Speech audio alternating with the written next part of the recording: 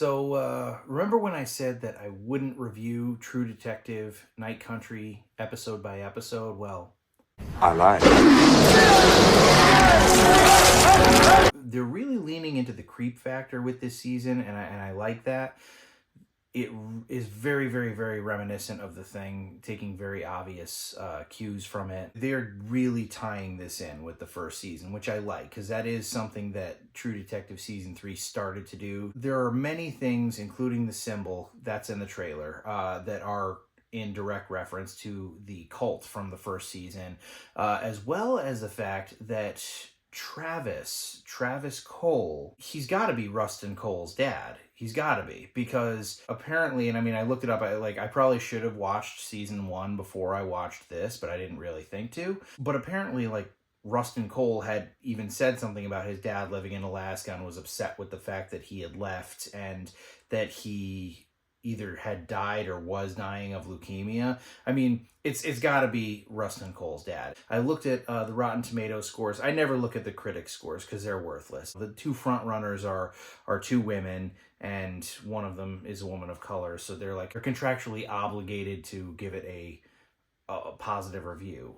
So I always refer to the audience score, and the audience score is 69. It's really not that bad at all. It's actually the highest rated season of True Detective since the first season.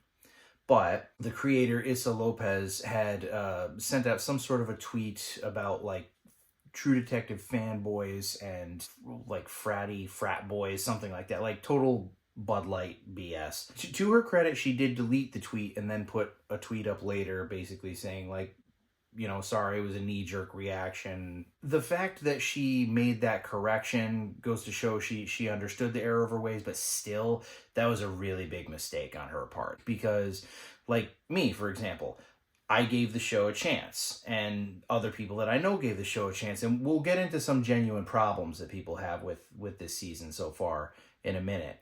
But I was very skeptical about doing it. And I was very skeptical about doing it because of the fact that I've just seen so many things totally ruined. Replace the dudes with, a bunch of females.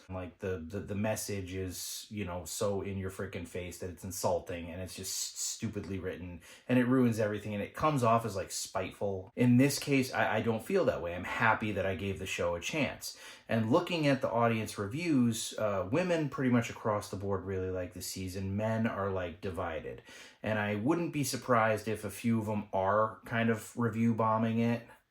Not all of them, I'm not going to make that assumption, but a few people might be, because they're just oh, here we go again. Again, I was very close to not watching this because I'm do I really want to see True Detective get butchered? Had I chosen not to give it a chance and then heard about this tweet after the fact, I would be oh, absolutely no freaking way. Tim Miller did it. What was it? Akiva Goldsmith, I think, with The Dark Tower, where they basically go after the fan base and are well, that's because they're a bunch of racists. And it's at least she did correct it. And the show, again, it's not that preachy. It does deal with some semblance of racial turmoil because, well, I mean, that is kind of how shit is. There are native people who live in Alaska who kind of got the shit end of the stick, and there's a bit of turbulence there.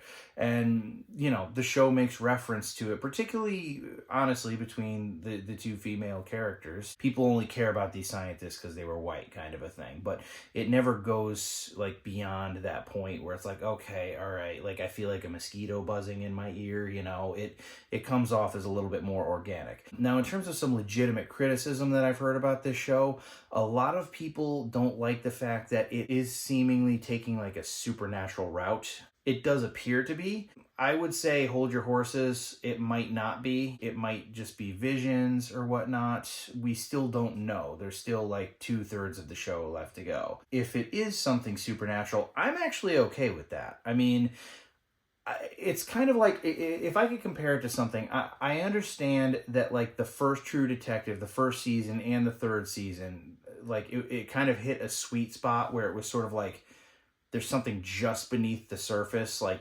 you're actually kind of wondering if there's not something supernatural behind all of this, but they keep it level, even up until the end, you're not really sure if there's something bigger going on. It's sort of in Halloween, the original Halloween from 1978, where Michael Myers was like an archetype. You keep on hearing from Dr. Loomis like, oh, he's evil, he's a monster, there's nothing behind his eyes, yada yada. So you think he's just talking about a mental case. But then at the very, very, very end of the movie, when he shoots him like 6 times and he falls off a balcony and lands in the yard, and then he's not there anymore when Dr. Loomis goes to look, you're sort of like, oh shit, like, was he a dude or is he something more? And they kind of leave you with that. Like, that's the sweet spot. And that's like what the other seasons of True Detective did. And if they are going the supernatural route with this, then they are definitely kind of taking it to, you know, Halloween Curse of Michael Myers kind of levels, which honestly, man, I mean, I didn't hate that one.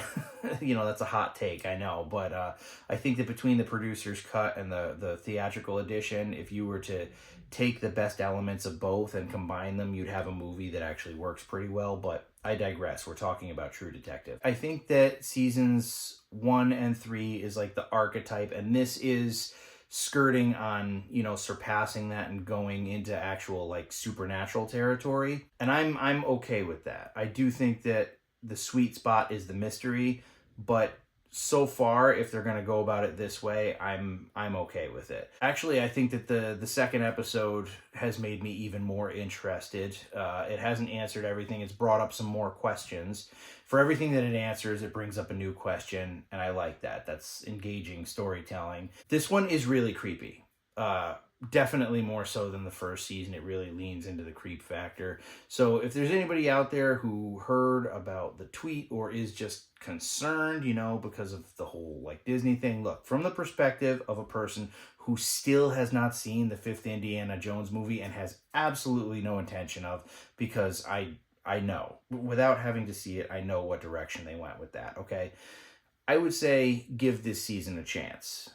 Give it a shot, you know, and kind of bear with it a little bit. Don't be like so eager to hate on it. Like, go in with an open mind. Don't go in expecting a masterpiece. It's not as good as season 1. I don't know why you would think that it would be, but yeah, just go in with an open mind, and you might wind up being pleasantly surprised. But episode 2 did definitely kick it up a notch. Even now, I've only seen 2 episodes of it, so it definitely could take a turn for the worse. And rest assured that if it does take a turn for the worse, I will warn you guys. Has anybody else been watching Night Country? If you did, comment below and let me know what you think of it so far. Or True Detective in general. What order do you like the True Detective seasons? Do you like True Detective? Do you like Matthew McConaughey and Woody Harrelson? Let me know. Anyways, guys, that's all she wrote.